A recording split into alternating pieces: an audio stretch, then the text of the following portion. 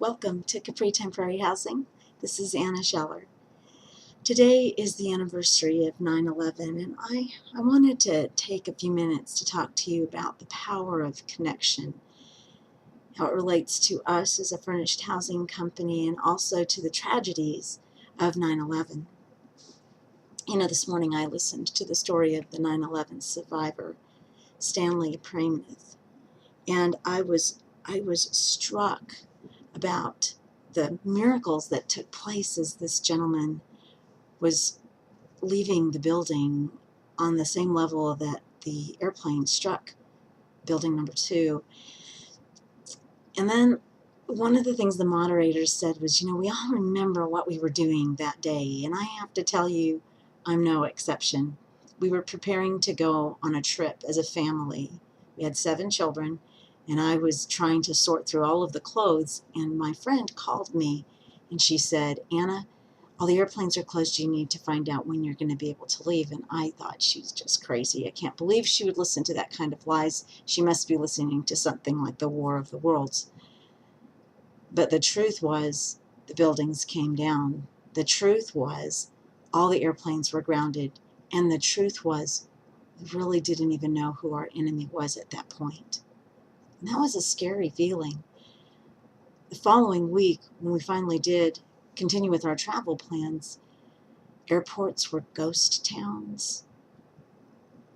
I remember we got off a plane, and of course they didn't have all of the security set up the way it is now, and people were waiting behind cordoned areas, and a man came and he saw us coming, and because we didn't know if there was another airplane that was going to be used for some kind of vicious attack, this gentleman looked at us, and he was an older man, and he asked us if we had seen somebody. Of course, we didn't know anybody on the plane. My heart just broke to think about the fear and the remorse and the sadness that was happening in our country.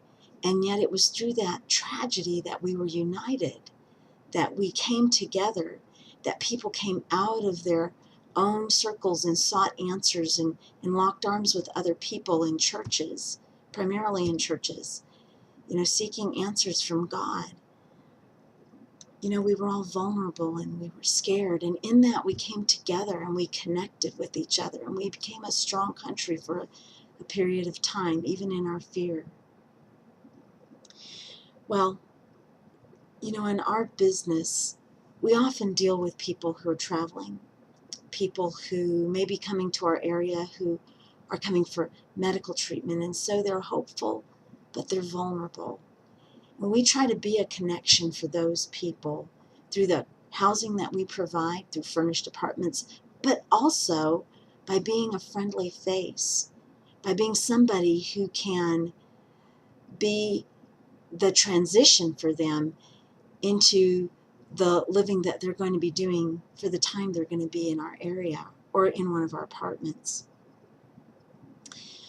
As we look at 9/11 and we remember, I want to encourage people today to reach out to spend time with a family member, to spend time being grateful for what we have, because we don't know what tomorrow will bring. We don't even know what the next hour will bring. And also to reach out to a stranger, connect with somebody that you're not usually connected to.